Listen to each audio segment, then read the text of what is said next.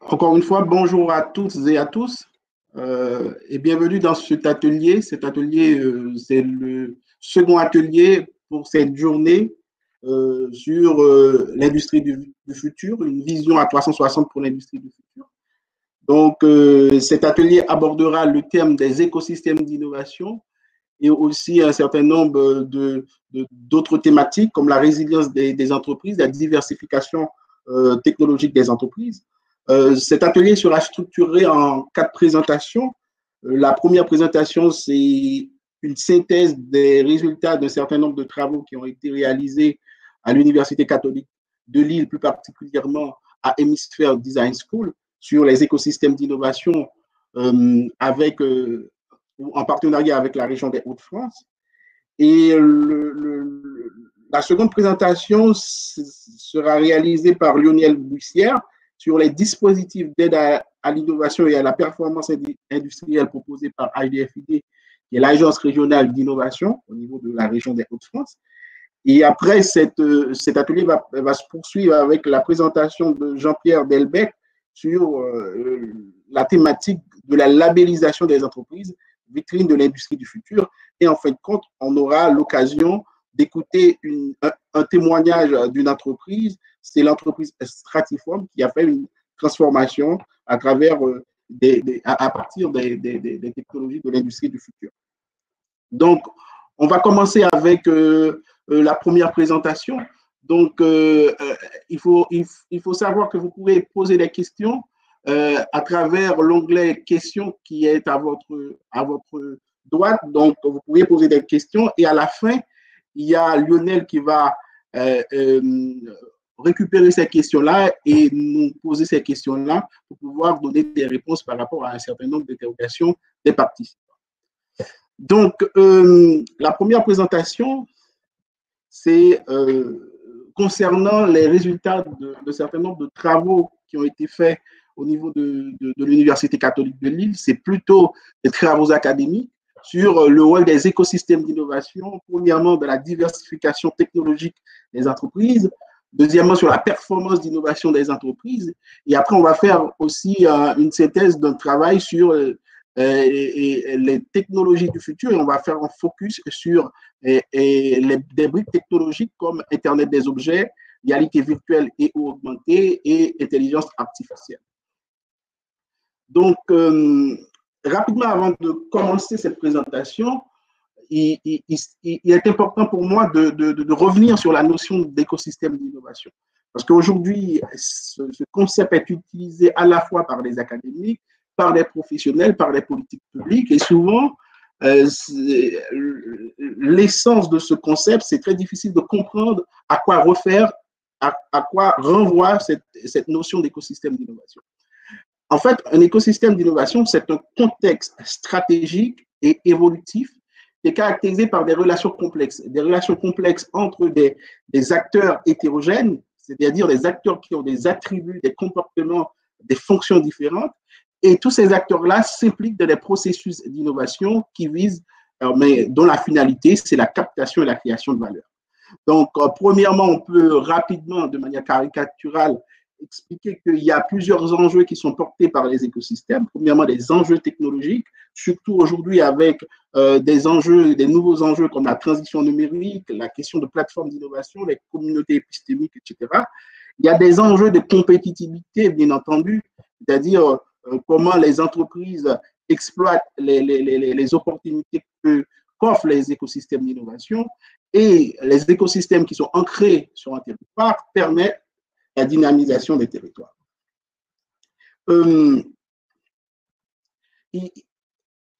Normalement, il y a 4 grands cas emblématiques d'écosystèmes d'innovation. Le premier, c'est les plateformes d'innovation. Les plateformes d'innovation, des exemples comme les plateformes Android où il y a des propriétaires de la plateforme et aussi un ensemble d'entreprises qui sont rattachées à cette plateforme-là. Et la proposition de valeur de cet écosystème, c'est à la fois la proposition de valeur c'est la proposition de valeur par l'entreprise mère, l'entreprise propriétaire de la plateforme, et aussi les différentes propositions de valeur des autres entreprises qui se rattachent par rapport à cette plateforme. Il y a aussi des cas d'écosystèmes plutôt en lien avec les industries, ces écosystèmes industriels, qui renvoient plutôt à des logiques de circularité et des logiques écologiques. Et en fin de compte, il y a ce qu'on appelle les écosystèmes qui sont ancrés sur les territoires, des écosystèmes où c'est un ensemble de réseaux d'acteurs qui sont en interaction pour faciliter les processus d'innovation au niveau des entreprises et aussi pour faciliter la dynamisation des territoires. L'importance des écosystèmes, c'est essayer de faire en sorte que les différents univers, les univers scientifiques et les univers d'affaires puissent se parler, puissent avoir des relations organiques pour développer des innovations. Il y a un certain nombre de caractéristiques des écosystèmes. On a parlé des relations complexes qui sont peut-être des relations de complémentarité, de coopération, des relations contractuelles, des relations informelles. Il y a des acteurs hétérogènes, comme on vient de le souligner, qui ont des attributs, des comportements différents. Et entre ces acteurs hétérogènes, ces relations complexes, il faut une certaine cohérence, et cette cohérence est le résultat d'une orchestration de ces écosystèmes-là par un ensemble d'acteurs ou un certain nombre de lieux ou d'autres artefacts qui favorisent cette orchestration. Et en fin de compte, au-delà des enjeux de compétitivité, les écosystèmes d'innovation ont aussi un enjeu de résilience et de régénérativité. Donc, la co-construction de la valeur qui sont portées par un ensemble d'entreprises et d'autres acteurs de l'écosystème, elle est à la fois, elle permet, cette proposition de valeur, mais cette construction de valeur permet premièrement à l'écosystème d'être très compétitif. Et quand cet écosystème-là est face à une crise, donc cette proposition de valeur aussi permet la résilience et la générativité de cet écosystème. Donc là, c'est plus ou moins de manière théorique, on a qualifié ces questions d'écosystème. Donc, dans le cadre de notre travail, on a fait un certain nombre d'activités de cartographie d'écosystèmes au niveau de la région des Hauts-de-France. Là, c'est une cartographie de l'écosystème mode et textile. Et on voit qu'il y a un ensemble d'acteurs, des écoles, des entreprises, des startups et des dispositifs qui sont mis en évidence, qui sont développés par la région. Donc, tous ces acteurs-là concourent à la co-construction de valeur à travers des processus d'innovation. Donc, dans cette étude, on présente premièrement les résultats sur le rôle des écosystèmes dans la capacité d'adaptation des entreprises. Et on a conceptualisé la capacité d'adaptation des entreprises, premièrement par rapport à sa capacité d'innovation et deuxièmement par rapport à sa diversification technologique, en sachant que la diversification technologique est un levier de résilience pour les entreprises. Donc, au niveau de la région des Hauts-de-France, à partir des politiques publiques et des stratégies entre acteurs, des relations publiques-privées, depuis plusieurs années, on a vu émerger au niveau de la région des écosystèmes très spécifiques autour des sites d'excellence ou plus récemment des pactes d'innovation. Donc, c'est plus ou moins des arrangements institutionnels où, dans un même lieu, il y a une diversité d'acteurs et une des spécificités pour la région, il y a un service d'incubation et d'accélération importante dans cet écosystème. Et ce service d'incubation et d'accélération d'entreprise, ça donne à ces écosystèmes-là cette dimension de générativité que souvent un certain nombre de parcs de sciences et technologiques parcs n'ont pas. Donc, ce sont des écosystèmes assez spécifiques pour la région des Hauts-de-France. Et quand on parle d'écosystème, on se restreint pas au parc, mais au site d'excellence, c'est aussi toutes les entreprises qui gravitent autour de ces sites d'excellence ou parcs d'innovation, qui sont dans des relations de complémentarité, qui sont dans des relations de collaboration et de coopération avec ces différents acteurs au sein des parcs. Donc, officiellement, ces parcs ont comme objectif d'assurer la gouvernance et l'animation des filières d'excellence au niveau de la région, de stimuler le développement et la croissance des entreprises nouvelles et de haute technologie. Donc là, c'est plus ou moins des exemples de packs d'innovation ou de sites d'excellence qui existent au niveau de la région des Hauts-de-France. Premièrement, on peut voir Euratechnologie, on peut voir Euratechnologie, on peut voir Eurasanté, on peut voir Pleine Image. Donc ça, c'est des exemples de packs d'innovation, de sites d'excellence qui sont là au niveau de la région des Hauts-de-France. Et autour de ces sites d'excellence-là, il y a un vrai écosystème d'acteurs. Donc, ce tableau présente les écosystèmes par rapport à la diversité d'acteurs qui au sein de ces écosystèmes-là. Je ne vous demande pas de comprendre tous les éléments au sein de ce tableau, mais pour vous dire qu'il y a plusieurs types d'acteurs comme les centres de recherche, les laboratoires de recherche, les centres de transfert technologique, les clusters d'entreprises, les incubateurs, les accélérateurs, les tiers-lieux, etc. Il y a des acteurs vraiment, il y a une diversité d'acteurs qui ont des attributs, qui ont des fonctions différentes et qui sont impliqués dans ces écosystèmes-là au niveau de la région des Hauts-de-France. Là, c'est le résultat d'un travail de cartographie des relations au sein de ces écosystèmes-là. Qu'est-ce qu'on a vu? On a vu que ces écosystèmes-là marchent quand il y a vraiment les réseaux autour des pôles de compétitivité, autour des clusters d'entreprises, autour des hubs d'innovation qui sont très actifs et qui sont vraiment en parfaite cohésion ou cohérence. Donc, on va voir les résultats des enquêtes d'entreprise. On va vous montrer que les acteurs, les leviers ou les mécanismes qui ont été déterminants pour les entreprises dans leur diversification technologique ou dans leur implication dans l'industrie du futur renvoient aux fonctions des pôles de compétitivité, des hubs d'innovation et des clusters d'entreprises qui sont actifs au sein des écosystèmes de la région des Hauts-de-France. Là, on a fait une cartographie des relations pour Eurasanté et pour Euratech. On peut voir rapidement qu'il y a vraiment plusieurs couches dans l'écosystème. Il y a des acteurs qui sont très impliqués dans ces écosystèmes-là, qui sont au centre de ces écosystèmes-là, qui constituent le cœur de ces écosystèmes-là. Il y a des acteurs qui sont beaucoup plus en périphérie, mais qui s'impliquent aussi dans cet écosystème, mais de manière différente ou avec une intensité beaucoup plus faible que les autres acteurs qui sont au cœur de cet écosystème. Maintenant, pour évaluer, pour analyser le rôle des écosystèmes-là sur la capacité d'adaptation des entreprises, on a pris deux indicateurs. Premièrement, la performance d'innovation. On a utilisé un indice développé par Hauts-de-France Innovation et Développement, c'est Innoscope, qui permet de catégoriser les entreprises en fonction de leur potentiel d'innovation. Et on a aussi utilisé les domaines technologiques à partir des brevets qui sont déposés par des entreprises. Et on a réalisé cette étude sur les entreprises qui déposent des brevets, uniquement sur les entreprises qui déposent des brevets.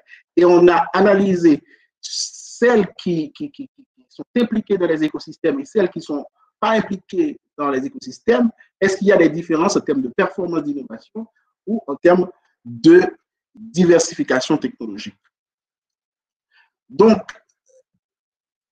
là, c'est le résultat des modèles économétriques qu'on a réalisés pour essayer de déterminer est-ce qu'il y a des différences, est-ce que le fait de s'impliquer dans un écosystème d'innovation joue sur la performance d'innovation ou sur la diversification technologique. Rapidement, encore une fois, je ne vous demande pas de comprendre ce tableau, tout simplement, je mets en rouge la partie la plus intéressante où on voit effectivement le fait de s'impliquer dans ces écosystèmes ont un effet sur la performance des entreprises et la diversification technologique. Deuxièmement, on a travailler sur les entreprises qui s'impliquent dans l'industrie du futur avec un certain nombre de technologies, des briques technologiques. Et on a essayé de voir aussi, est-ce que le fait de s'impliquer dans cet écosystème-là joue sur leur implication dans l'industrie du futur, c'est-à-dire développer des briques technologiques de l'industrie du futur. Donc, bien entendu, l'industrie du futur, on ne peut pas seulement dire que c'est seulement les briques technologiques, il y a les process, il y a d'autres choses, mais nous, dans notre étude, on s'est focalisé seulement sur le développement des briques technologiques. Et encore une fois, on a vu que plus on s'implique dans l'écosystème, plus on est capable de développer des briques technologiques autour de l'industrie du futur. Maintenant, quels sont les éléments, quels sont les mécanismes de cet écosystème qui ont été déterminants dans le développement des briques technologiques autour de l'industrie du futur? Là, c'est à partir des enquêtes qu'on a faites sur le terrain et les résultats de ces enquêtes nous ont montré, premièrement, c'est les relations entre les entreprises, les relations à travers les projets portés par les pôles de compétitivité, les relations autour du système d'incubation et accélération, et après les relations autour avec les relations directes avec les universités et aussi avec d'autres dispositifs de la région. Donc, ce qui est important, c'est les trois premiers leviers renvoient aux trois réseaux qu'on avait dit au départ, c'est-à-dire les réseaux autour des pôles de compétitivité, autour des clusters d'entreprise et autour du hub innovation qui intègre à la fois le système d'incubation et le système d'accélération. On a fait un focus sur trois briques technologiques, l'Internet des objets, l'intelligence artificielle et les technologies autour de la réalité virtuelle ou la réalité augmentée. Donc, qu'est-ce qu'on a vu?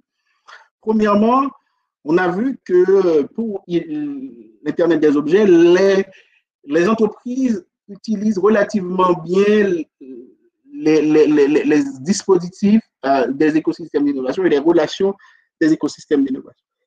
Mais pour l'intelligence artificielle par rapport au pôle de compétitivité, on voit qu'il y a très peu d'entreprises qui, dans leur stratégie de développement de technologies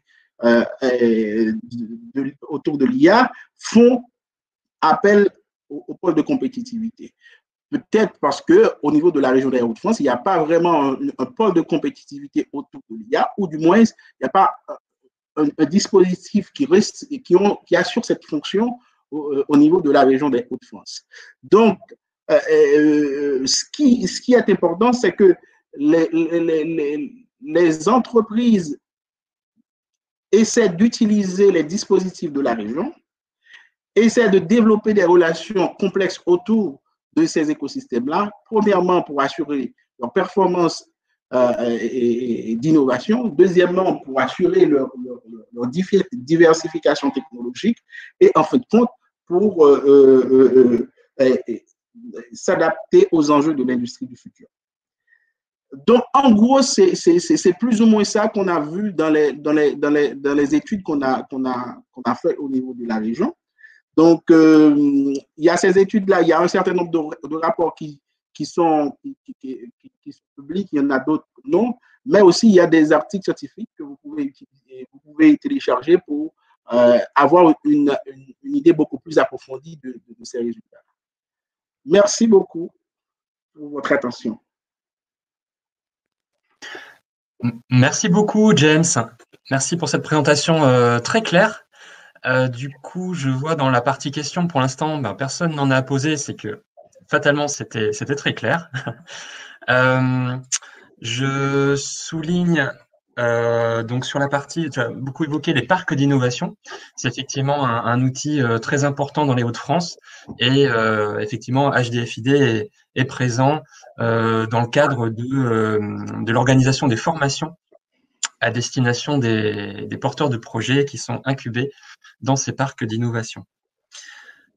Alors, si personne n'a de questions, est-ce que je peux me permettre d'en poser une, James? Est-ce que tu es d'accord? Allez-y. Alors, tu as évoqué dans l'écosystème. Donc on y retrouve le monde des affaires, enfin le monde des entreprises, et puis il y a tous les autres acteurs.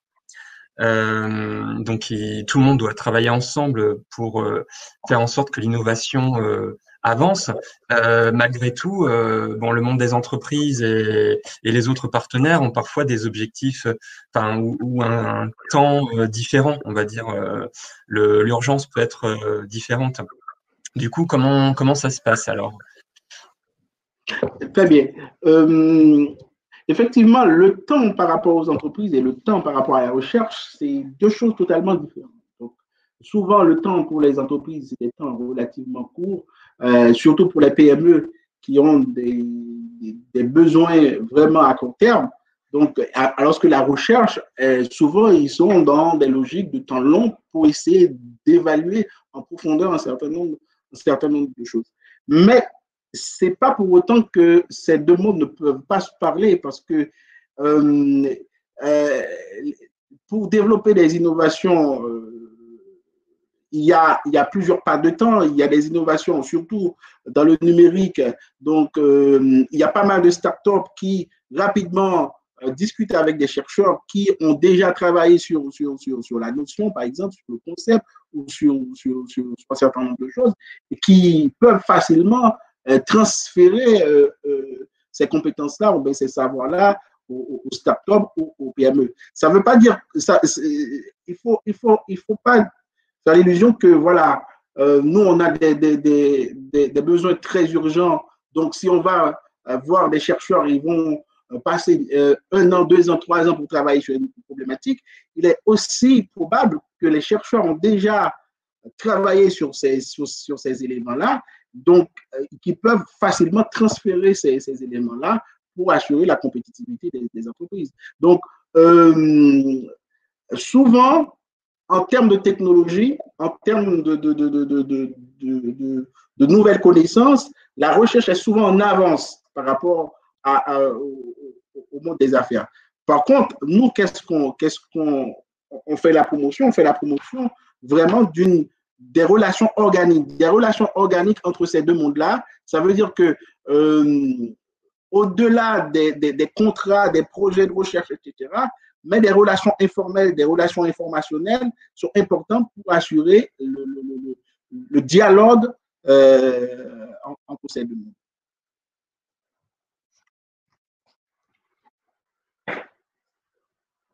Très bien, merci beaucoup, James.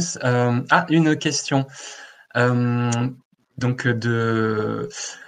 Pourriez-vous réexpliquer comment l'innovation contribue à la résilience? Est-ce que tu peux expliquer ça en quelques mots, James? Ok, nous on a pris dans notre étude deux indicateurs. C'est premièrement l'innovation, la capacité d'innovation, et deuxièmement la diversification technologique comme indicateur pour essayer comme proxy plus ou moins, pour essayer de capter cette question de résilience. Donc, en termes de potentiel d'innovation, on a utilisé un indicateur développé par HDFID qui étudie la capacité, le potentiel d'innovation des entreprises. Donc, on a seulement développé un modèle économétrique pour voir le potentiel, quels sont les déterminants de ce potentiel d'innovation, sachant que ce potentiel d'innovation peut aller de score de 1 à 4. Donc ça, c'est plus des aspects méthodologiques. Peut-être si on peut discuter sur ça directement parce que ça prendra au moins 10 minutes pour vous expliquer toute la méthodologie autour du potentiel d'innovation qu'on a utilisé comme indice. Et aussi, on a utilisé la diversification technologique. La diversification technologique dans la littérature scientifique, on peut utiliser cet indicateur pour étudier la résilience des firmes ou des entreprises.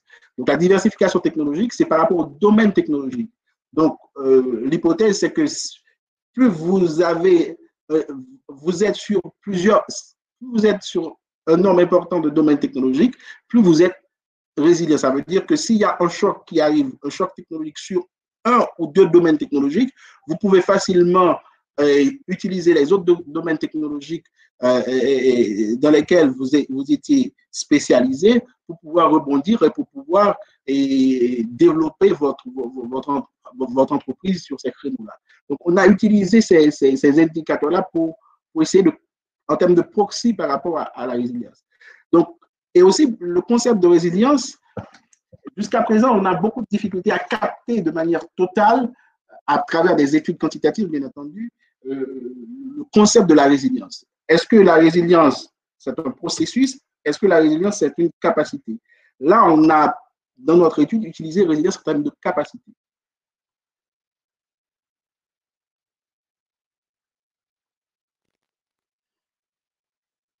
Très bien, je pense que ta réponse détaillée était claire et donc je n'ai pas d'autres questions pour l'instant. Donc on peut terminer là, je pense. Ok, merci. Merci, James.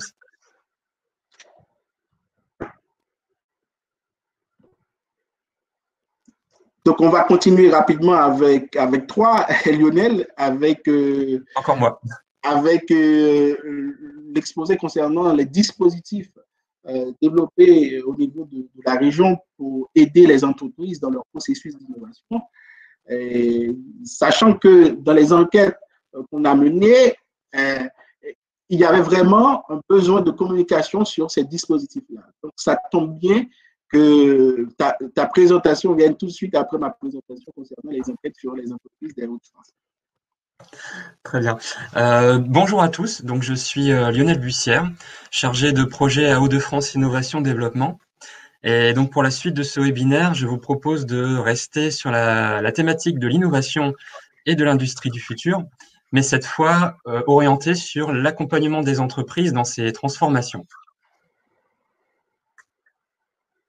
Donc, au cours des prochains slides, je vous propose de découvrir l'offre de services de notre agence à destination des entreprises.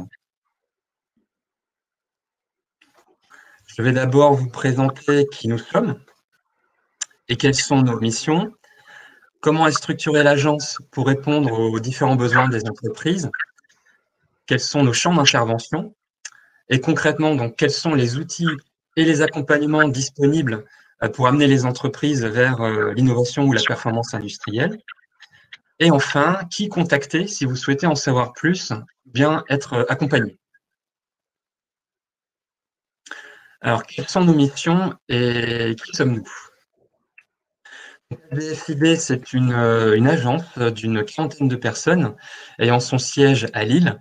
Et donc, on a des antennes réparties sur l'ensemble du territoire des Hauts-de-France pour être au plus proche des entreprises et des écosystèmes locaux.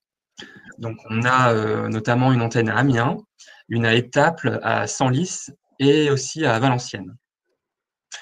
Donc, nous sommes financés par l'Europe et par le Conseil régional pour mener des missions on va dire, de stimulation de l'entrepreneuriat, d'accompagnement des startups et des PME dans leurs projets d'innovation et de performance industrielle. Et également, nous avons une mission d'appui du Conseil régional dans la mise en œuvre des politiques de développement économique. Nous avons 4 services en contact direct auprès des entreprises, que je vais détailler tout de suite. Premièrement, un service communication qui a pour mission de faire connaître l'offre de services de l'agence, notamment au travers des newsletters mensuels et au travers des réseaux sociaux. Donc, si vous n'êtes pas encore abonné à nos newsletters, eh bien, je vous invite à le faire. Ça vous permettra de connaître nos actualités et aussi de découvrir les témoignages d'entreprises qui ont bénéficié de nos accompagnements. HDFID, c'est aussi l'agence qui est en charge de coordonner et de promouvoir des événements comme les rencontres de la recherche et de l'innovation, dans lequel s'inscrit ce webinaire.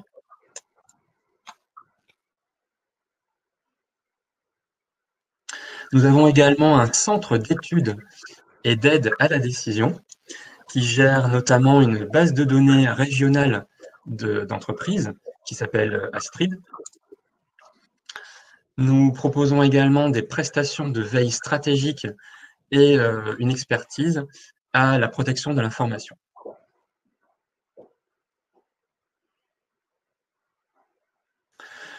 Le service partenariat, donc il intervient dans l'animation des parcs d'innovation qui ont été présentés tout à l'heure par James, très en détail, donc je ne vais pas revenir dessus. Avec encore une fois une action directe d'HDFiD qui est d'organiser les formations pour les porteurs de projets incubés. Le service partenariat intervient également dans le développement de l'entrepreneuriat et dans la valorisation de la recherche. Donc nous sommes en contact avec les différentes universités et laboratoires des Hauts-de-France pour favoriser la mise en relation avec les entreprises. Nous proposons également un service de veille sur les appels à projets européens qui peuvent intéresser les entreprises. D'ailleurs, si vous souhaitez en savoir plus sur les opportunités européennes, je vous invite à participer à un prochain événement donc, qui s'intitule Horizon Europe et qui aura lieu le 1er décembre à 9h. Si vous retrouverez toutes les informations donc, sur le site des rencontres et de la recherche et de l'innovation. Le service entreprise, maintenant, c'est le service dans lequel je travaille au sein de l'agence, est composé de 10 chargés de projet répartis sur l'ensemble du territoire. Sur chacun des territoires, les chargés de projet peuvent déployer l'ensemble des outils d'accompagnement de l'agence, qui sont très variés. Donc, vous en avez un aperçu sur la gauche de l'écran. Je vais les lire un par un, puisque ça doit être assez petit. Donc, pour les porteurs de projet, nous pouvons proposer un appui méthodologique pour les aider à structurer leur projet. Pour les entreprises qui souhaitent investir, nous pouvons les guider vers les aides existantes. Pour la mise en relation avec des partenaires régionaux comme les pôles de compétitivité, les institutionnels, des grandes écoles, nous pouvons donner des contacts. Pour la performance industrielle, nous avons un panel d'outils important que je vais détailler dans les prochains slides. Nous pouvons également organiser des ateliers de créativité. Si vous avez des questions sur de la veille technologique ou de la veille économique, eh bien, n'hésitez pas à nous solliciter.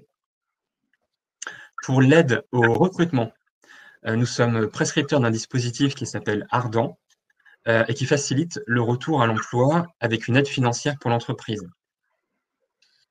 Enfin, pour aider l'entreprise dans sa démarche d'innovation, nous avons une offre sur le management de l'innovation.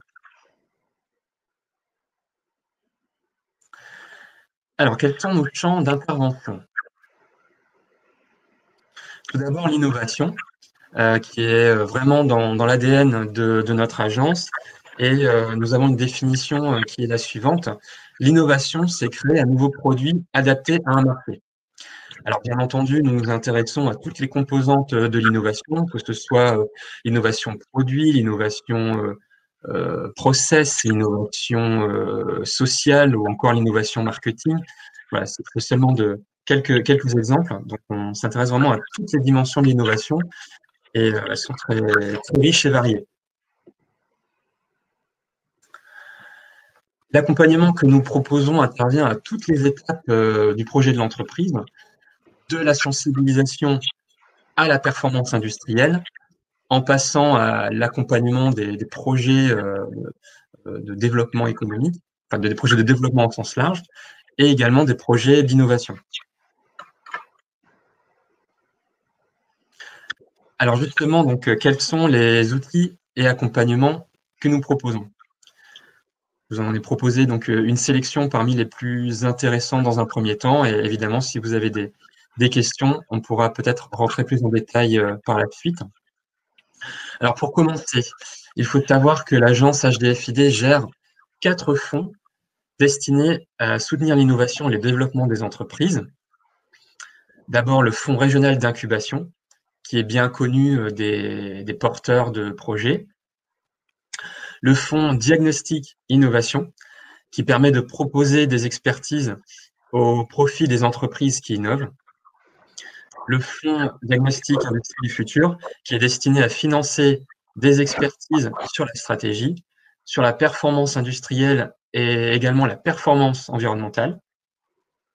le fonds Pass Cyber Conseil, dont l'objectif est de sensibiliser les entreprises aux moyens à mettre en œuvre pour se protéger des cyberattaques.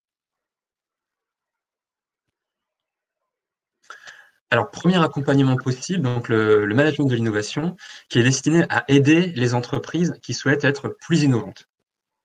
Donc, ce programme a notamment pour objectif d'apporter à l'entreprise une culture de l'innovation et également de lui faire profiter d'un benchmarking européen, puisque cet accompagnement s'appuie sur donc une aide européenne qui permet de prendre en charge la totalité de l'accompagnement au bénéfice de l'entreprise. Et donc, pour revenir à ce benchmarking européen, il permet à l'entreprise qui en bénéficie de se mesurer à d'autres entreprises qui peuvent innover sur une thématique similaire ailleurs en Europe. En complément de cet accompagnement, nous proposons de découvrir l'organisation d'une entreprise innovante, enfin en tout cas d'apprendre comment devenir innovant par l'organisation elle-même de l'entreprise. Et pour ce faire, on utilise un serious game qui s'appelle Innovarium. Donc le diagnostic innovation. Donc il a pour objectif d'accompagner les TPE et les PME dans leur démarche d'innovation en leur proposant des expertises qui leur manqueraient. Nous pouvons, donc bien sûr, les entreprises qui sont éligibles à ce dispositif, ce sont les TPE et PME, au sens européen du terme, qui innovent pour la première fois ou alors qui n'ont pas bénéficié d'aide à l'innovation depuis au moins 2 ans. Parmi les prestations éligibles, on peut financer des préétudes techniques, des essais, de la recherche de partenaires technologiques et également on peut financer le dépôt d'un premier brevet français. Donc l'aide financière, concrètement, elle prend en charge entre 50 et 70% du coût de la prestation suivant la taille de l'entreprise et donc c'est plafonné à 8 000 €. Le diagnostic industrie du futur, donc là on est vraiment sur le volet performance industrielle de l'agence. Le diagnostic industrie du futur, il a pour objectif d'accompagner les entreprises suivant les enjeux de l'industrie du futur. Donc, on en a retenu 4 par rapport à ce dispositif. Le premier, c'est le développement des marchés et la diversification de l'activité. Deuxième enjeu, on est cette fois sur la modernisation de l'organisation et des moyens de production, avec notamment l'intégration des technologies de l'industrie du futur. Troisième enjeu, on est cette fois sur l'humain et on va s'intéresser à la montée en compétences des salariés et l'amélioration des conditions de travail en priorité. Et dernière et grande thématique, cette fois sur la performance environnementale. Et donc, dans cette performance environnementale, on peut traiter des sujets tels que l'économie circulaire ou encore l'efficacité énergétique. Les entreprises concernées par cet accompagnement, ce sont aussi bien les PME que les ETI, limités à 2000 salariés. Et l'aide qu'on propose permet de financer des prestations très concrètes comme l'amélioration des flux, l'organisation interne, la supply chain, etc. Des sujets sur la fabrication additive, par exemple. Et sur l'ensemble de l'accompagnement, donc qui dure en général une dizaine de jours, on peut prendre en charge 80% de la prestation du consultant. Un complément très utile au diagnostic industrie du futur, nous avons le programme Robot numérique, qui s'adresse cette fois aux entreprises qui souhaitent robotiser une partie de leur activité. Donc, il s'agit cette fois d'une offre globale qui va pouvoir s'adresser aux PME et aux ETI de moins de 2000 salariés. Et pourquoi je parle d'une offre globale, c'est que non seulement on est sur une prestation de conseil pour aider l'entreprise à structurer sa stratégie de robotisation, mais on est aussi sur l'étude en elle-même de l'implantation du robot. Et donc, le financement qu'on propose peut financer la préétude réalisée par un intégrateur de solutions robotiques, voilà, directement. Et cette solution technologique peut être validée par une location de robots qu'on peut également prendre en charge en partie. Lorsque l'entreprise est prête à investir, eh bien, on peut se faire le relais auprès du conseil régional de ce projet. Et le conseil régional propose une aide à l'investissement, donc très intéressante pour les PME, puisqu'elle prend en charge donc 20% du projet jusqu'à 30 000 euros. Et pour les entreprises de plus de 250 salariés, on est sur une avance remboursable, intéressante également. Et pour être complet, le conseil régional propose une aide à la création d'emplois qui est de 2 000 euros par emploi créé dans le cadre de ce programme Robot numérique. Le PAS Cyberconseil, donc cette fois, il a pour objet d'accompagner les PME, donc uniquement les PME, dans le cadre de l'amélioration de leur protection face aux cyberattaques. L'aide financière, elle est de 50% sur la prestation d'audit, plafonnée à 5 000 euros. Et donc, on fonctionne avec un certain nombre de cabinets experts en cybersécurité. Donc, je ne vais pas tous les citer aussi ici, pardon. Mais voilà, il y a du choix. Et si l'entreprise souhaite travailler avec un partenaire qu'elle connaît déjà, eh bien, c'est également possible de le référencer à l'agence pour pouvoir l'intégrer dans ce programme PAS Cyberconseil. Et quelques mots sur les autres outils disponibles à l'agence. Nous avons également donc une table numérique qui a été développée en lien avec l'ARACT Hauts-de-France et la Serre numérique de Valenciennes. Et cette table numérique permet de manière, enfin, dans une approche très innovante, permet d'étudier et d'améliorer les flux dans l'entreprise. Le diagnostic 3D Start PME a pour objectif d'éclairer l'entreprise dans sa démarche de fabrication additive métal, déjà pour savoir si c'est intéressant pour elle, et pour ensuite la guider dans l'installation de machines de fabrication additive métal. Au sein de l'agence, nous pouvons également proposer des outils de mise en relation. Donc le premier, c'est Adopte une startup, qui a pour objectif de mettre en relation des startups avec des institutionnels et des acheteurs publics. Star Partners, qui est un outil de mise en relation entre startups, déjà entre startups entre elles pour rechercher par exemple des partenaires pour faire aboutir un projet innovant, pourquoi pas. Et cet outil permet également de les mettre en relation avec des financeurs, des business angels, voilà. Ardent, c'est un outil de RH qui permet aux chercheurs d'emploi d'avoir une facilité au retour à l'emploi, puisqu'il y a un accompagnement de la part de notre agence. Et côté entreprise, il y a une aide financière qui est proposée. Et pour terminer, nous avons donc le programme Inspire, qui est piloté par le conseil régional et qui est un programme d'initiative régionale destiné à stimuler l'émergence et le développement d'innovations numériques. Donc, concrètement, l'animation d'Inspire se fait régulièrement au travers de hackathons. Voilà, j'en ai terminé pour la partie présentation. Si vous souhaitez me joindre par la suite, donc j'ai mis mes coordonnées directes. Je signale aussi que nous avons un stand, donc en parallèle de ce webinaire, sur lequel j'ai déjà une collègue qui est présente et qui est spécialiste de la valorisation de la recherche et donc a l'habitude de mettre en relation des entreprises et des laboratoires des universités. N'hésitez pas à la solliciter. Je vais la rejoindre dans quelques temps. Et donc, place aux questions maintenant, s'il y en a. Ok, merci beaucoup Lionel pour cette présentation qui était très claire et on voit toutes les catégories d'entreprises sont concernées. Donc, il y a plusieurs questions là. Donc, je vais essayer de sélectionner quelques questions. La première question,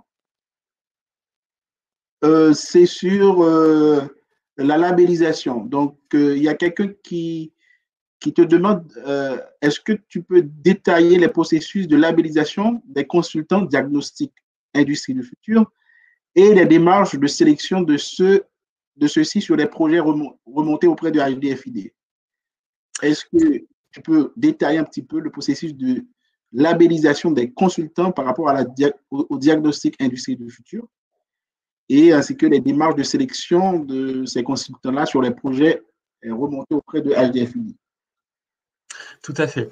Alors, si un consultant est intéressé par une labellisation, ce sera très probablement pour travailler sur le programme Industrie du futur ou robot numérique ou cyberconseil. Eh bien, c'est assez simple. Donc, dans notre processus de référencement, eh bien, on a surtout besoin d'un profil détaillé du prestataire candidat, avec le nom de son cabinet, des références de prestations sur les thématiques de l'industrie du futur qu'il aurait déjà réalisées dans le passé. Donc, il y a une première analyse de notre part pour regarder si le candidat a le profil pour intervenir sur l'un ou l'autre de nos programmes. Et donc, passé cette première étape, on va demander au candidat de proposer un projet d'entreprise à accompagner. Voilà. C'est une démarche, on va dire, d'abord de prospection de la part du candidat qui va trouver un projet. S'il est éligible à nos accompagnements et que il y a un diagnostic qui se passe et que on constate que le diagnostic s'est très bien passé, eh bien le consultant est référencé et donc on pourra faire appel à lui pour la suite du programme. Donc Industrie du futur, on a une visibilité jusqu'en 2022 pour l'instant. Idem pour robot numérique et pour Pass Cyber. Donc, la démarche se fait dans les deux sens. Ça peut être le consultant qui prospecte des entreprises et nous apporte des projets, ou alors ça peut être l'un des 10 chargés de projet de l'agence qui, au travers de sa prospection d'entreprise ou de salons auxquels il participe, peut être en contact avec des entreprises. Et donc, si on a besoin de ressources de ressources pour accompagner l'entreprise, on va regarder dans notre panel de consultants référencés. Merci. Deuxième question. Est-ce que l'aide financière au robot numérique, est-ce qu'il y a eu des évolutions? Alors oui, en effet, il y a eu des évolutions. Elle a été modifiée dans le cadre du plan de relance pour l'ouvrir à plus de thématiques. C'est-à-dire qu'auparavant, l'aide financière sur la robotique n'était éligible que pour les entreprises qui souhaitaient investir sur pour la première fois sur un robot ou sur une nouvelle fonction robotisée. Aujourd'hui, l'aide financière peut également financer, par exemple, l'acquisition d'un exosquelette ou des outils sur la numérisation, par exemple, ou la fabrication additive. En fait, ce sont on va dire les investissements vraiment industrie du futur au sens technologique du terme. Ok, très bien. Il y a deux autres questions. Bon, par rapport à l'heure, c'est déjà fini. Je vais te le poser rapidement. Concernant les recherches qui sont faites au niveau de l'université, est-ce que ces recherches-là vous apportent des bénéfices dans vos projets avec les entreprises? Et deuxièmement, ce support-là, est-ce que le public aura accès à ce support? Oui, enfin le support, donc le support de présentation, bien sûr, je pense que il sera diffusé à la suite du webinaire, ou sinon pour les entreprises ou les personnes qui sont intéressées, eh bien n'hésitez pas à me contacter directement. J'avais mis mes coordonnées, je suis également disponible sur le stand après. Donc bien sûr que le support sera disponible et je suis disponible pour les questions. Par contre, il y avait une autre question, James, que tu m'avais posée. C'est une question, c'est les recherches qui sont faites par l'université et en quoi ça vous est bénéfique ou pas sur les écosystèmes. Alors, on est dans le cadre des accompagnements qu'on réalise auprès des entreprises, on est parfois questionné sur des innovations technologiques, par exemple. Et quand ça arrive, eh bien, donc chez nous, c'est un sujet qui est piloté par le service partenariat et Sonia Kayemit, plus précisément, voilà, qui est actuellement sur le stand virtuel d'HDFID.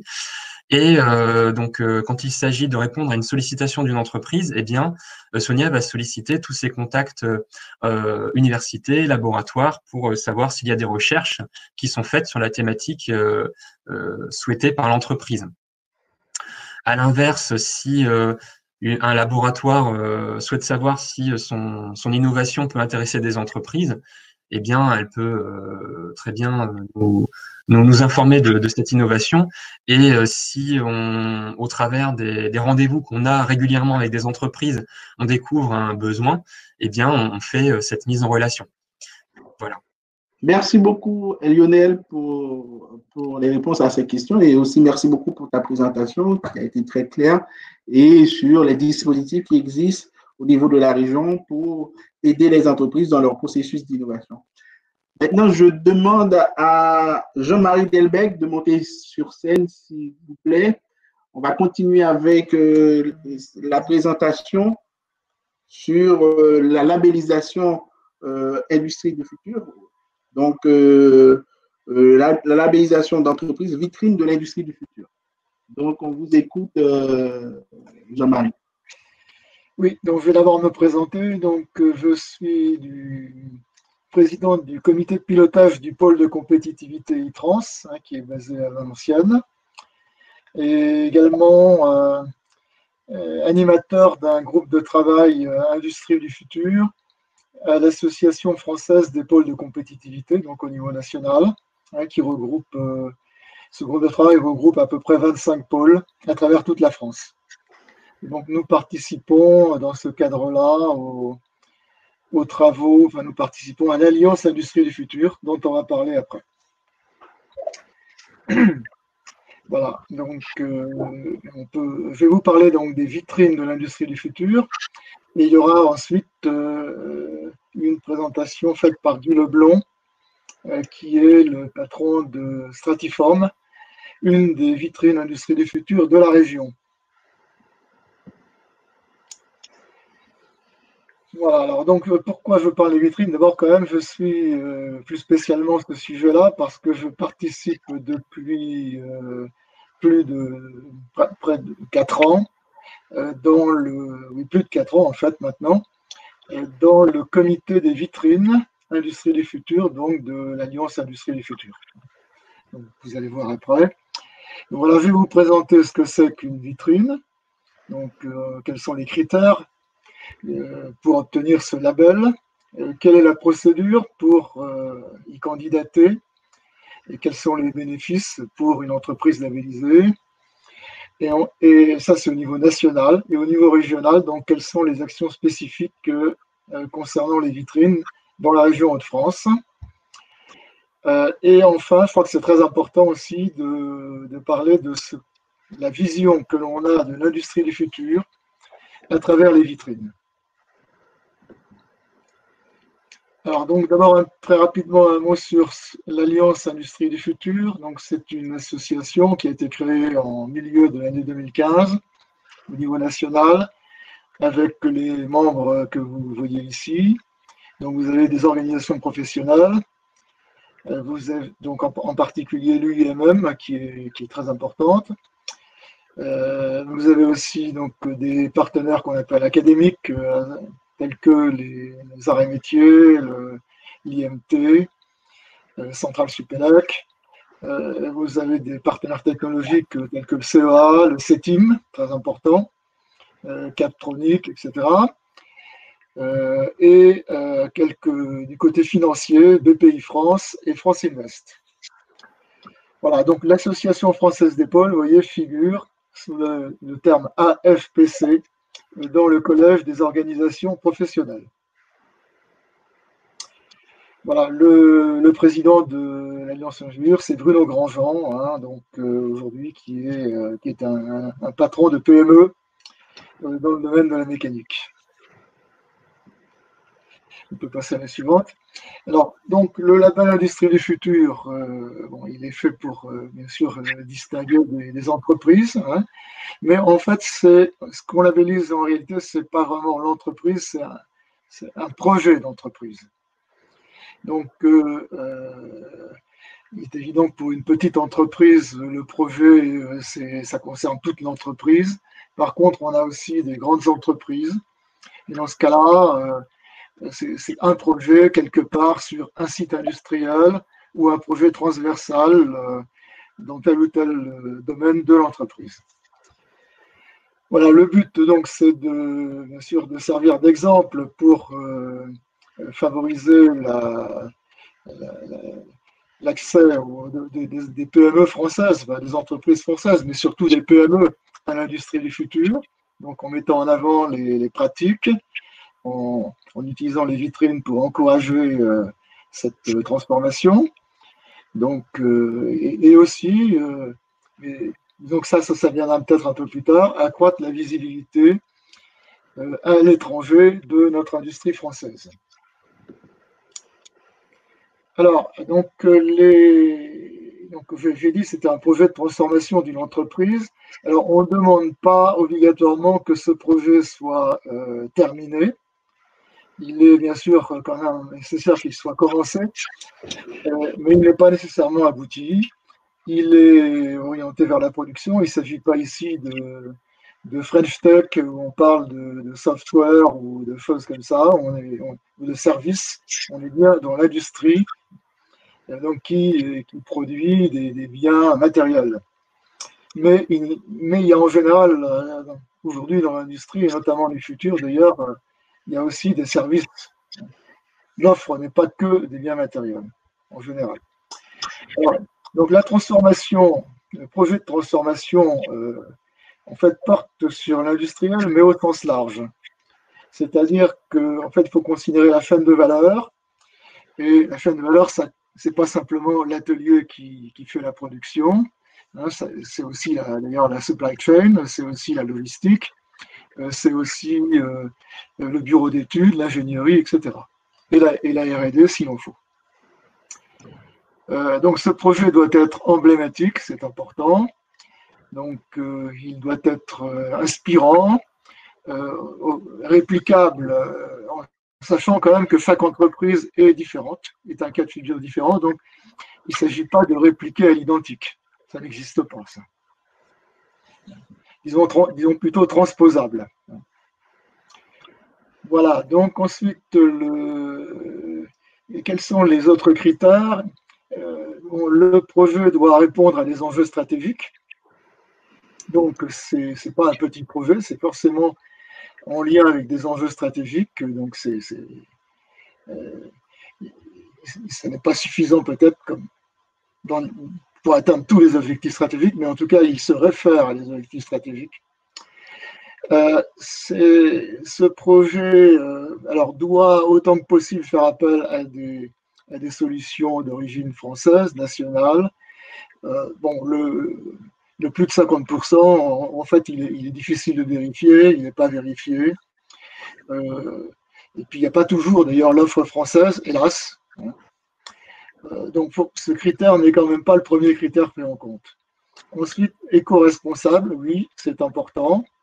Donc, pas au niveau écologique, au niveau décarbonation, économie circulaire, consommation énergétique, et également hygiène, santé, environnement.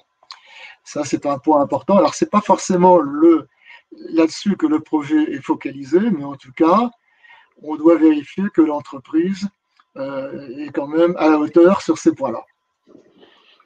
L'écosystème ancrage local, c'est un point important aussi, parce qu'on considère que c'est aussi un aspect de l'industrie du futur, d'avoir développé et de savoir fonctionner avec un écosystème.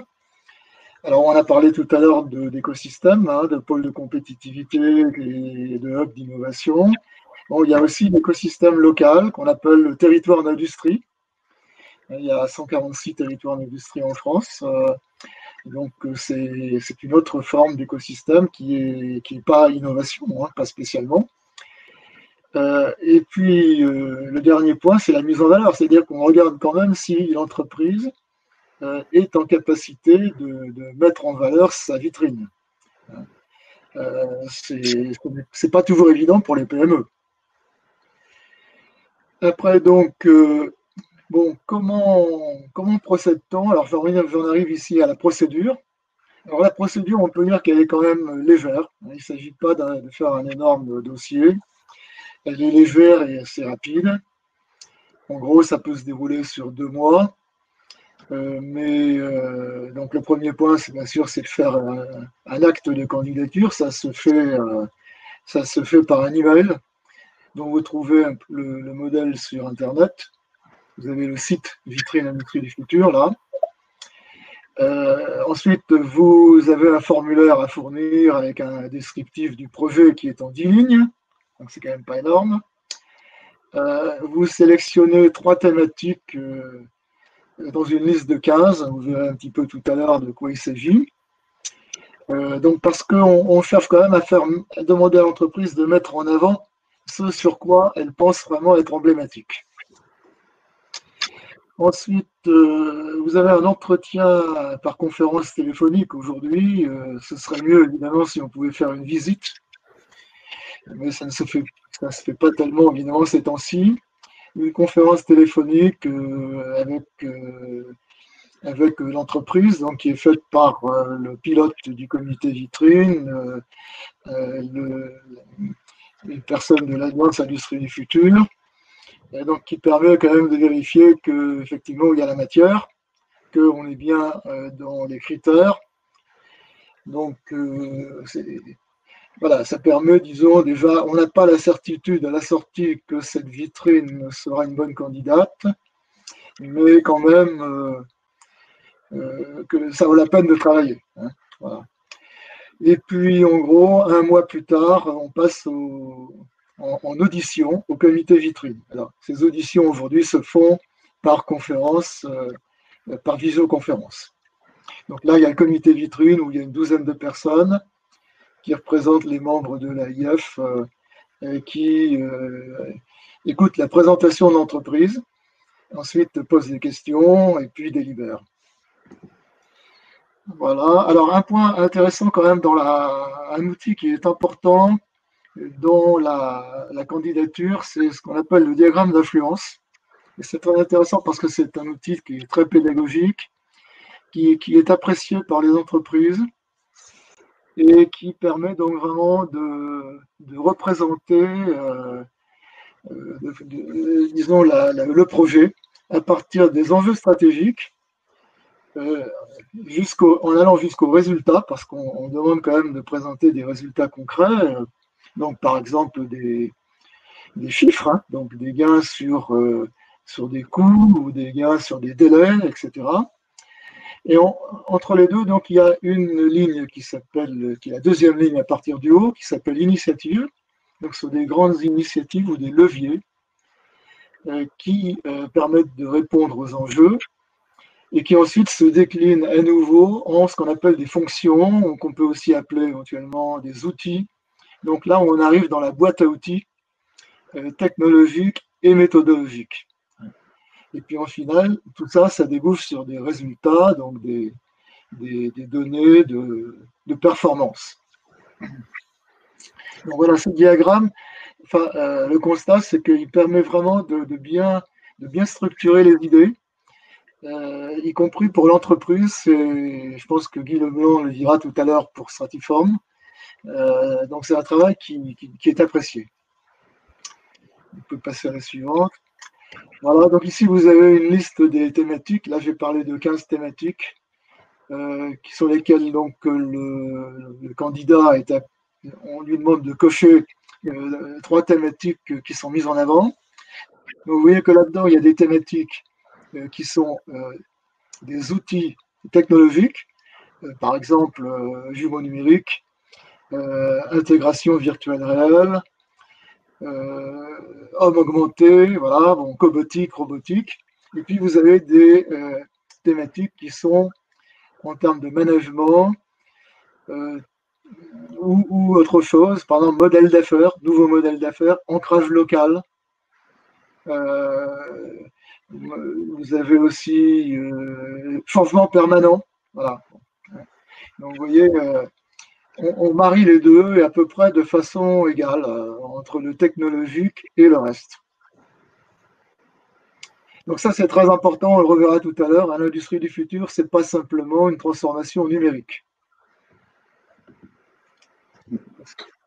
Voilà un exemple Oui, alors, je ne sais pas si on en a sauté une au passage. Bon, en tout cas, donc les bénéfices qu'apporte le label.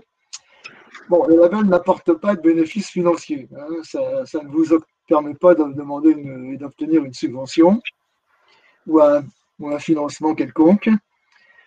Par contre, ça vous apporte une visibilité. Donc, vous avez un trophée qui est remis en présence d'un ministre. Bon, malheureusement, ces temps-ci, il n'y en a pas. Donc, il y avait des remises de trophées qui étaient prévues, y compris en Haute-France. Ça a dû être annulé à cause du confinement. Ça permet de valoriser les équipes. Pour beaucoup de vitrines, c'est très important de valoriser son personnel. Donc, on voit le logo vitrine sur les vêtements de travail. Enfin, on le voit à l'accueil de l'entreprise. On le voit de différentes façons. Ça permet aussi d'attirer des talents parce que c'est pas si facile de recruter dans les industries, dans certains endroits. C'est aussi bien sûr vis-à-vis des clients, des fournisseurs, des financeurs. Ça dépend du type d'industrie, bien sûr. Et également vers les territoires. Au passage, il y a même des patrons de vitrines qui sont en même temps très impliqués dans les territoires, dans les territoires industriels. Il y a des binômes industriels élus et quelques-uns sont impliqués, en particulier dans la région. Voilà. Et puis il y a un club des vitrines au niveau national. Donc malheureusement, on n'a pas pu beaucoup se réunir depuis le mois de mars, mais qui fonctionne sous forme de ce qu'on appelle des web cafés, qui ont lieu tous les mercredis après-midi, pendant 1 heure, avec à chaque fois un thème différent et avec participation de vitrines. Voilà, donc ça c'est au niveau national. Bon, un exemple de vitrine, ben voilà, vous avez ici un descriptif. Vous voyez que tout ça figure dans une brochure qui est disponible sur le site web des vitrines, où il y a pour l'instant 50 vitrines, mais il y en a d'autres qui vont arriver, je pense, peut-être à la fin de l'année ou au début de l'année prochaine. Parce qu'aujourd'hui, on en est à 94 vitrines. Donc, vous voyez, c'est une description très courte et vous avez des fiches comme ça qui font 2 pages. Alors, donc, au niveau national, on en est aujourd'hui à 94 vitrines. Il y en aura encore quelques-unes d'ici la fin de l'année. Et donc, l'objectif, c'est 100 vitrines. Bon, on y est presque à la fin 2020 et ça va continuer en 2021. Il y a encore du boulot pour couvrir un peu plus correctement tous les départements et tous les territoires d'industrie, les filières, aussi un équilibre entre les PME et les grands groupes. Voilà. Donc, on va continuer à accueillir de nouvelles vitrines l'année prochaine. Voilà, alors dans les Hauts-de-France, on en a 14 aujourd'hui, et j'ai encore 2 candidats qui sont déclarés, hein, en plus.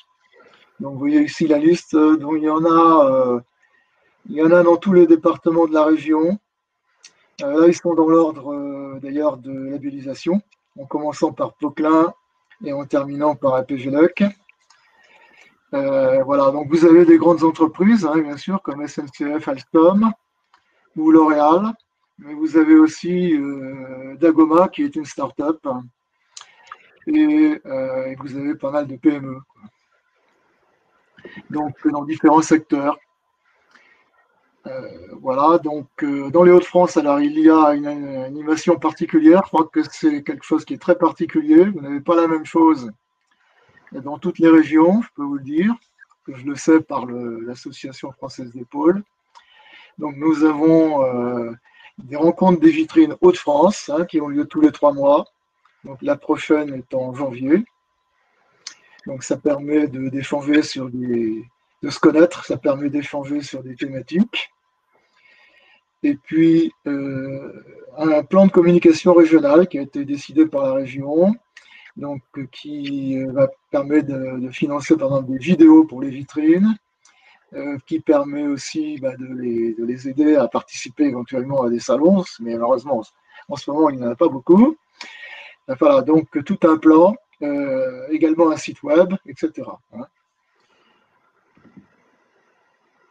Alors, quelques ici une petite étude statistique sur les thématiques par rapport aux vitrines. Donc, sur un échantillon important qui a été fait début de l'année. Donc, on voit en fait la fréquence des thématiques, le nombre de fois où les vitrines ont cité une thématique au niveau national. Et donc, on voit que c'est le jumeau numérique qui vient en tête, en deux, IoT, IA et connaissance, ça veut dire en fait la connaissance déduite de l'IA, hein. Bon, etc. Donc, vous voyez, tout ce qui est en vert, ce sont des thématiques technologiques, des outils technologiques, et ce qui est en rose, ce sont des thématiques non technologiques. Et vous voyez finalement, il y a un équilibre entre les deux, hein. C'est ce que je disais tout à l'heure. Dans l'industrie du futur, finalement, vous avez, je dirais pas un mix, c'est mieux qu'un mix. En fait, vous combinez, vous conjuguez de la technologie et du management, de l'humain, et voilà, des changements de modèle. Donc, c'est la combinaison des deux. Je vais passer au suivant. Voilà, donc exemple de gain qu'on peut avoir dans des vitrines, qu'on voit concrètement. Doublement de la production dans le même atelier, dans la même surface, et même d'ailleurs en dégageant de la place, parce qu'on réorganise autrement, grâce au numérique aussi, mais pas que.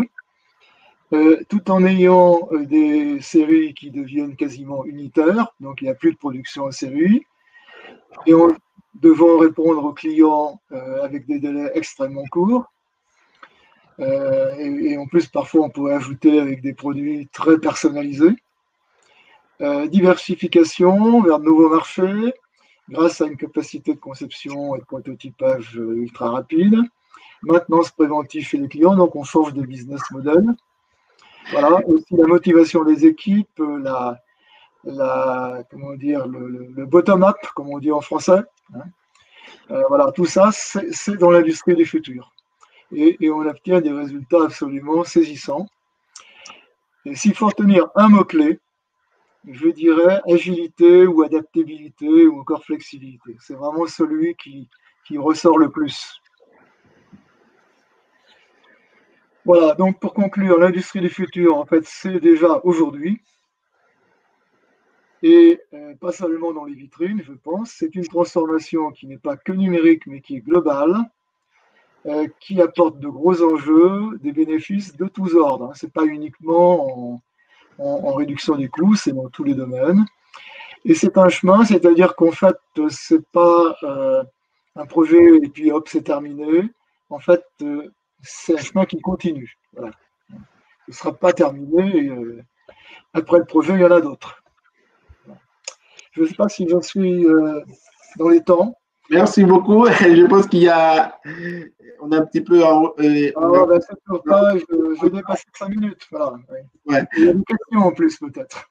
Ouais, peut-être on peut passer maintenant avec la présentation de Guy Leblanc. C'est un témoignage d'entreprise qui a été labellisé vitrine de l'industrie. Alors, bon, Guy Leblanc a un problème de caméra, je crois, mais il est quand même là. Oui, oui, tout à fait. Donc, je pense que vous verrez ma photo en fixe. Plutôt que la vidéo, j'essaierai d'être dynamique dans le discours. Donc, vous m'entendez, ça va? Le côté son, c'est bon?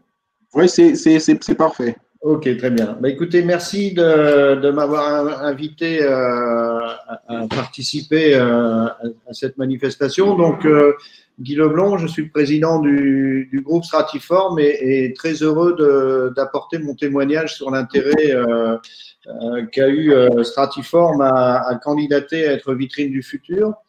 Je vais peut-être démarrer par une courte présentation de Stratiform Industrie. Donc, si on peut passer, oui, le suivant. Donc, Stratiform Industrie est spécialiste des matériaux composites. On peut passer peut-être au slide suivant, oui. Avec, depuis tout temps, une grosse activité de recherche et de développement pour apporter des solutions novatrices sur l'industrie. c'est effectivement dans les gènes de la société. Ça a permis à Stratiform de devenir un acteur, au moins pour le transport ferroviaire, un acteur incontournable au niveau européen à minima. Nous avons aussi cette caractéristique d'être très impliqués pour le ferroviaire dans l'écosystème des Hauts-de-France, avec notamment ITRANS ou l'AIF, alors l'association des industries ferroviaires des Hauts-de-France, et au niveau national sur la FIF, et une longue tradition, je dirais, de coopération avec les écoles et universités comme l'école des mines ou l'université de Valenciennes, par exemple, pour ne pas les citer, et une présence internationale. Donc, on va voir les différentes étapes dans le slide suivant. Une entreprise qui a une histoire, puisque sa création s'est faite en 1961. Dans les années 80, je dirais une prise de conscience pour bâtir les fondamentaux qui permettront de faire le développement avec la création d'un laboratoire, d'un bureau d'études.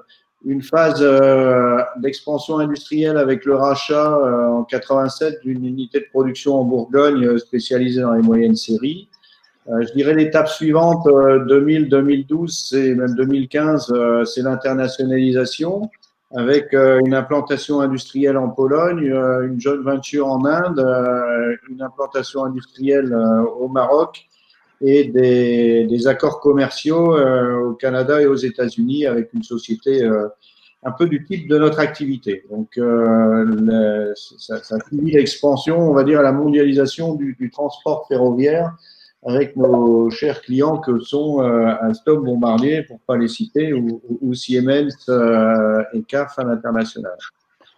Derrière ça, on est parti sur un volet de diversification et en 2018, on a créé Technoform, qui est l'objet de notre candidature pour arriver ensuite sur le digital.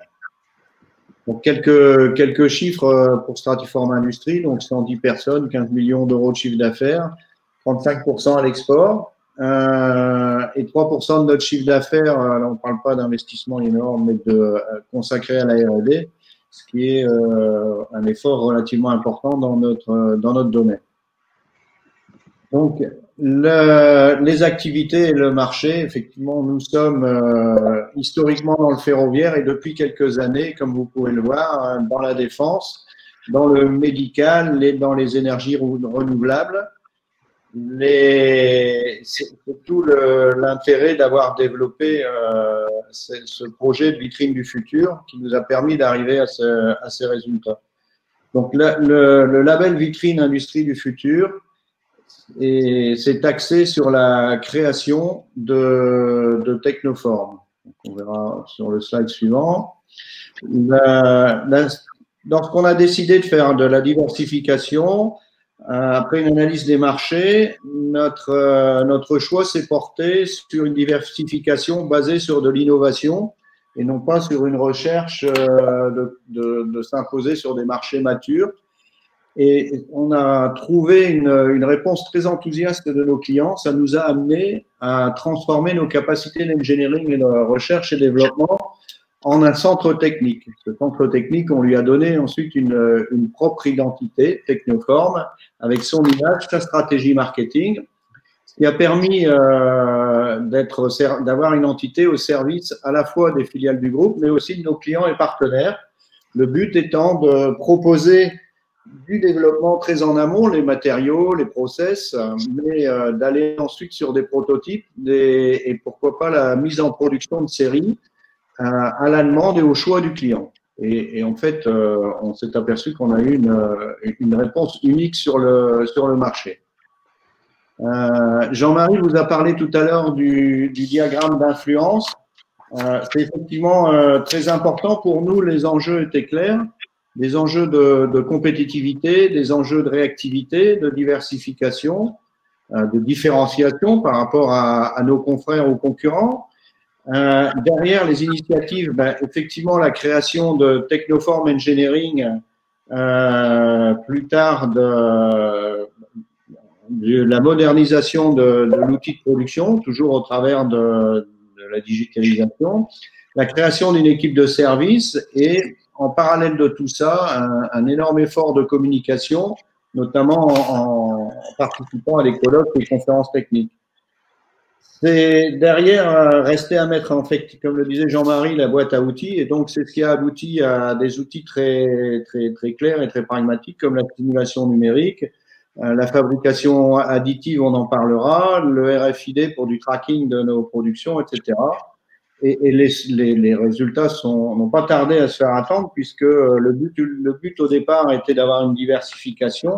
Et effectivement, on a très vite pris des commandes majeures, à la fois auprès de clients prestigieux, mais aussi dans des domaines importants et structurés que sont la défense, l'énergie ou l'infrastructure ferroviaire.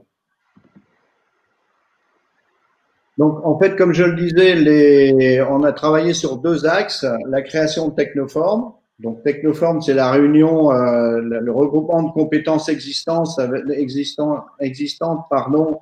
avec les outils, l'engineering, CATIA, HyperWorks pour le calcul, le laboratoire d'essai. Et on s'est doté d'un process de management de projet maison, PEPS, de moyens de fabrication additive, avec la création d'un Fab Lab et surtout d'une machine de fabrication additive grand volume, de moyens de scan et de rétro-engineering. Tout ça permettant d'avoir des moyens structurés et efficaces pour un centre technique capable de proposer des solutions globales et à la carte aux clients. En parallèle, on a introduit dans notre outil de production un système de tracking RFID, le but étant de connaître en quasi-temps réel l'évolution de notre production. Et nous sommes en train d'introduire le digital pour monitorer notre outil de production et aller vers la maintenance prédictive. Quelques points d'étape de réalisation. Donc, janvier 2016, c'est la constitution d'une équipe dans cette démarche de diversification qui, pour nous, était le 3e pilier après la R&D, l'internationalisation pour effectivement sécuriser le business et le développement de l'entreprise. En 2017, donc, on a séparé l'unité Stratiform Industrie en 2 business units, la production d'un côté, le centre technique de l'autre. En 2018, on a lancé un projet SMART qui est emblématique parce que l'objectif était de réaliser des outillages à partir de l'impression 3D, donc en grande dimension. En 2018, j'ai mentionné la French Fab parce qu'effectivement, c'est un état d'esprit qui était en pleine phase avec la volonté de l'entreprise et l'adhésion s'est faite naturellement. La création de la 3D Factory la même année. La présentation, effectivement, en 2019 de Technoform Engineering comme vitrine industrie du futur. Le projet SMART a abouti en 2020, donc on y est à la fabrication d'outillage par fabrication additive de grande dimension. Et il nous reste à lancer, l'étape future, c'est le lancement du digital au service des clients et notre outil de manufacturing. Donc, on a fixé très tôt, et c'est un des gros avantages de la vitrine du futur, des objectifs à 2023 avec 50% de nos ventes hors ferroviaire matériel roulant. On était à 98%. Hein. Une croissance de 30% de notre chiffre d'affaires par la diversification. Le but était non pas de remplacer du ferroviaire par de la diversification, mais bien de générer de la croissance pour équilibrer ce portefeuille client. Donc, les résultats derrière, aujourd'hui, on est à mi-chemin. On a 30% de notre carnet de commandes hors ferroviaire. Une croissance de notre activité de engineering qui a été fulgurante puisque en 3 ans, on a monté le chiffre d'affaires de 50%. Une réintégration de l'activité modelage externalisée en pays low cost. C'est le projet de recherche sur la fabrication additive pour nos outillages. C'est un réel succès en plus sociétal qui a marqué l'entreprise puisque ça a recréé des emplois et on parle en ce moment de réindustrialisation. C'est déjà un souci de la candidature de vitrine du futur. Ensuite, effectivement, un certain nombre de reconnaissances par nos pairs. Donc, l'Awards des GEC. Donc GEC, c'est Journée européenne du composite, qui sont un peu le salon mondial du composite en 2019, un doublé en 2020. Entre-temps, la reconnaissance vitrine du futur en 2019. Et en termes de résultats sur l'outil industriel, une plus grande agilité de la supply chain, une optimisation des stocks. Et ce qui est effectivement le but quand même de tout ça, c'est une croissance continue de notre profitabilité sur 2017, 2018, 2019. Donc le plus important, je pense, c'est effectivement ce retour d'expérience. Donc la labellisation vitrine du futur a été très profitable. Elle nous a permis d'être beaucoup plus efficients dans notre projet. Tout d'abord, le dossier de candidature, ça oblige, pour pas dire ça nous a permis de structurer notre démarche. Effectivement, d'avoir une exigence et un pragmatisme sur les objectifs, ce qui permet d'être à la fois efficace, non seulement parce qu'on a une bonne adéquation entre les moyens et les objectifs, mais aussi parce qu'on a une adhésion très claire de l'ensemble des équipes. J'ai retenu des débats sur la soutenance une très grande richesse dans les discussions, dans les enseignements, même si c'est relativement court. Ça nous a permis d'élargir notre champ d'application, notamment sur tous les aspects humains qui ne sont peut-être pas forcément toujours la préoccupation d'ingénieurs. Ça a permis, je dirais, je l'ai presque dit avant, mais de fédérer les équipes autour d'un objectif motivant et ambitieux. On l'a vu précédemment, une reconnaissance du travail accompli à la fois en extérieur au-delà des résultats en interne, une communication. On était très peu communicants et ça nous a donné une visibilité. On a cité tout à l'heure SNCF et Alstom dans les Hauts-de-France pour ce qui est du ferroviaire. Et derrière, plus important, on est complètement décomplexé aujourd'hui pour attaquer les nouveaux chantiers du futur et notamment la transformation numérique, parce que cette première labellisation a permis de clairement donner confiance en soi et de l'ambition à l'ensemble des équipes. Donc le futur, mais effectivement le futur aujourd'hui, c'est de poursuivre pour atteindre notre objectif de 50%. On a rallongé 2 ans sur l'objectif parce que la crise ayant lieu, on a marqué une pause, mais qui va vite s'effacer avec le rebond.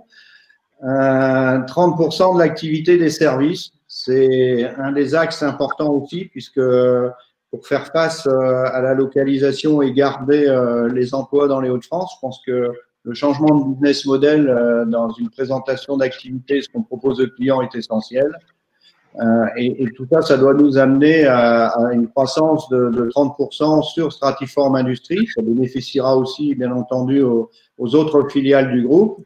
Mais clairement, le but, c'est de renforcer notre activité industrielle sur les Hauts-de-France et pas seulement en défensif, mais bien en offensif. Voilà.